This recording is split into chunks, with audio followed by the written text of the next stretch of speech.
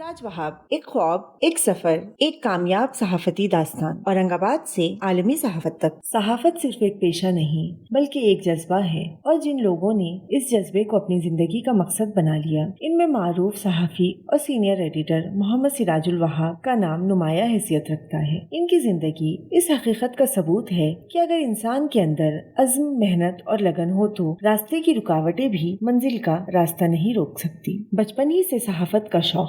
सिराज वहाब को सहाफत से गैर मामूली दिलचस्पी स्कूल के जमाने ही से थी। वो अक्सर अपने वालिद से कहा करते थे कि वो बड़े होकर सहाफी बनना चाहते हैं। मुतालिया इनकी शख्सियत का अहम हिस्सा था। उस दौर में जब illustrated weekly, India today, readers digest जैसे रसायल आम लोगों की पहुंच से दूर थे, वो इन्हें तलाश करके पढ़ते और अपने इल्म में मुसलसल इजाफा करते रहते थे। 1987 में जब औरंगाबाद से अंग्रेजी रोजनामा लोकमत टाइम्स का इजरा हुआ तो सिराज वहाब इसके इफ्तिताही प्रोग्राम में शरीक हुए। इसके बाद इन्होंने मुख्तलिफ अखबारात और रसायल को खुतूत बमुदीर लिखने शुरू किए। इनके खुतूत शाये होते तो न सिर्फ वो खुश होते बल्कि इनके वालिद को भी अपने बेटे की इस कामयाबी पर फख्र महसूस होता। यही छोटे छोटे कदम आगे चलकर एक बड़े सहाफती सफर की बुनियाद बने। 17 बरस की उम्र में लोकमत में दाखिला। 12वीं जमात मुकम्मल करने के बाद लोकमत ने ट्रेनी सब एडिटर्स के लिए दरख्वास्तें तलब की। सख्त मुकाबले के बाद सिराज वहाब आखिरी मुंतखब उम्मीदवारों में शामिल हो गए,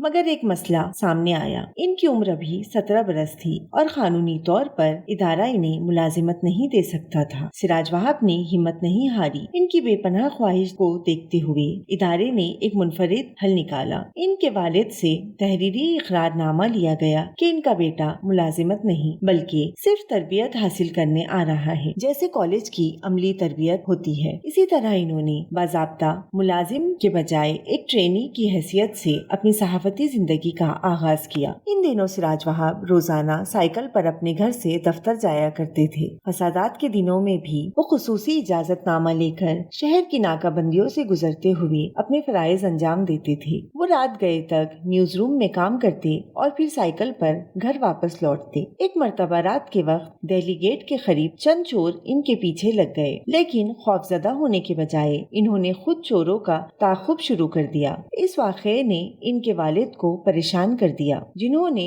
बाद में इनकी हिफाजत के लिए तकरीबन 7,008 रुपए में इनके लिए एक स्कूटर खरीद दिया। चंद बरस बाद लोकमत ने नागपुर एडिशन शुरू किया तो सिराज वहाब को वहाँ भेज दिया गया, जहाँ इन्होंने 2 से 3 साल खिदमत अंजाम दी। इसी दौरान इन्हें ओमान के एक अखबार में मुलाजिमत मिल गई। टिकट और वीजा भी जारी हो गया, मगर आखिरी मरहले में वीजा से मुतालिक एक मसला पैदा हो गया और ये मौका हाथ से निकल गया। इसके बाद इन्होंने मुंबई में ही मिड डे से वाबस्ता होकर अपनी सहाफती जिंदगी का नया बाब शुरू किया। अरब न्यूज से आलमी सहाफत तक। मिड डे में खिदमत अंजाम देने के कुछ अरसे बाद सिराज वहाब को अरब न्यूज से पेशकश मौसूल हुई, जहाँ वो 1990 की दिहाई के वस्त से वाबस्ता है। अरब न्यूज में इनका सहाफती सफर बैनुल अक़वामी सतह तक फैल गया। इन्होंने स्विट्जरलैंड में होने वाले वर्ल्ड इकोनॉमिक फोरम की मल्टीपल टाइम्स रिपोर्टिंग की। अमेरिका, बरतानिया, सऊदी अरब, मिस्र समेत कई ममालिक में अहम आलमी कॉन्फ्रेंसों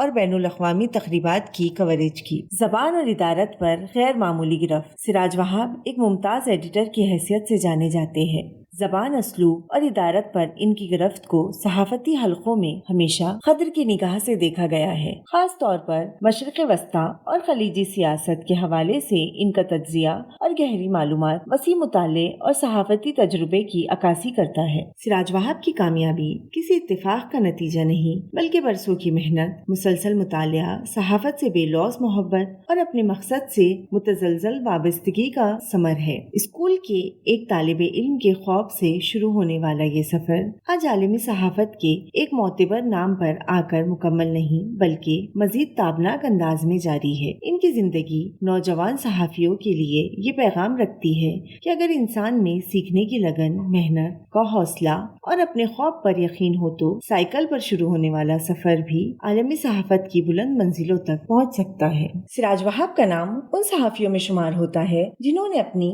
मेहनत, काबिलियत और गैर मामूली पेशा پیشہ وارانہ دیانت کے بل پر اورنگ آباد سے بین الاقوامی صحافت تک کا کامیاب سفر طے کیا۔ انہوں نے ثابت کیا کہ اگر انسان کے اندر سیکھنے کا جذبہ، مسلسل محنت اور اپنے پیشے سے محبت موجود ہو تو ایک مقامی اخبار میں بطور ٹرینی آغاز کرنے والا نوجوان بھی عالمی سطح پر اپنی شناخت قائم کر سکتا ہے۔ لوکمت ٹائمز سے شروع ہونے والا ان کا صحافتی سفر بعد ازاں بین الاقوامی افق تک پہنچا، جہاں انہوں نے اپنی تحریروں، ادارت اور صحافتی بصیرت سے ایک منفرد مقام حاصل کیا۔ آج وہ نئی نسل کے صحافیوں کے لیے اس حقیقت کی روشن مثال ہے کہ کامیابی کا راستہ شہرت سے نہیں بلکہ کردار، محنت اور مستقل مزاجی سے ہموار ہوتا ہے۔ سراج وہاب کی شخصیت میں انکساری، پیشہ وارانہ وقار اور اپنے شہر اور اپنی پہلی درسگاہ کے لیے محبت نمایاں نظر آتی ہے۔ یہی وجہ ہے کہ بین الاقوامی سطح پر کامیاب ہونے کے باوجود وہ لوکمت ٹائمز اور اورنگ آباد کو اپنی صحافتی زندگی کی بنیاد قرار دیتے ہیں۔ ان کی زندگی نوجوان صحافیوں کے لیے ایک پیغام ہے کہ خواب دیکھنا ضروری ہے، لیکن خوابوں کو حقیقت میں بدلنے کے لیے مسلسل محنت، صبر اور سیکھنے کا جذبہ اس سے بھی زیادہ ضروری ہے۔ سراج وہاب کی علمی، صحافتی اور ادارتی خدمات کو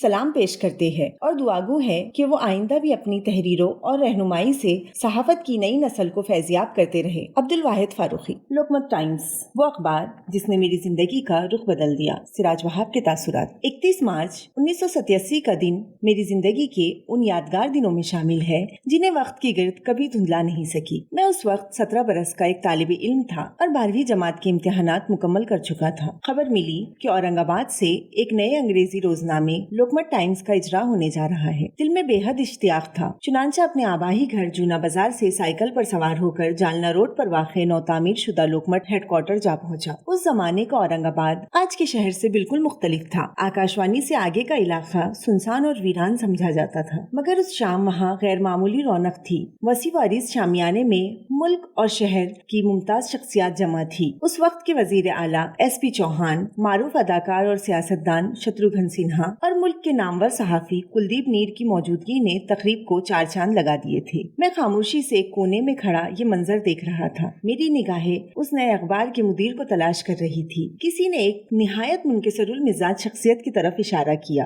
وہ آر کے مکر صاحب تھے۔ اس لمحے میرے دل میں ایک خواب نے جنم لیا کہ کاش ایک دن میں بھی صحافت کی اسی دنیا کا حصہ بن سکوں۔ اس تقریب کی سب سے بڑی کشش 60 صفحات پر مشتمل رنگین خصوصی اشاعتی شمارہ تھا، جس میں اورنگ آباد کی تاریخ، تہذیب اور ثقافت پر ملک کے ممتاز قلمکاروں کے مضامین شامل تھے۔ میں اسی خصوصی شمارے کی 2 کاپیاں حاصل کرنے میں کامیاب ہو گیا۔ گھر پہنچ کر جب میں نے اپنے والد کو شمارہ دکھایا تو بے اختیار ان کی زبان سے نکلا، واہ! یہی میرے جذبات بھی تھے۔ اس کے بعد میرا لوکمت ٹائمز آنا جانا معمول بن گیا۔ دفتر کا صحافتی ماحول مجھے اپنی طرف کھینچتا تھا۔ میں مدیر کے نام خط لکھنے لگا۔ مکر صاحب بڑی شفقت سے انہیں شائع کرتے، اگرچہ اکثر انہیں اثر-نو ترتیب دینا پڑتی تھی۔ چند ماہ بعد مجھے ان کی جانب سے ایک مختصر سا پوسٹ کارڈ موصول ہوا، جس پر صرف اتنا لکھا تھا، آپ دفتر کیوں نہیں آتے؟ میں فوراً حاضر ہو گیا۔ وہاں مجھے بطور ٹرینی صحافی ملازمت کی پیشکش ہوئی، جس کی ماہانہ تنخواہ 800 روپے تھی۔ اس وقت میرے لیے یہ صرف ایک ملازمت نہیں بلکہ زندگی کے خوابوں کی تعبیر تھی۔ 25 دسمبر 1987 کو میں نے لوکمت ٹائمز میں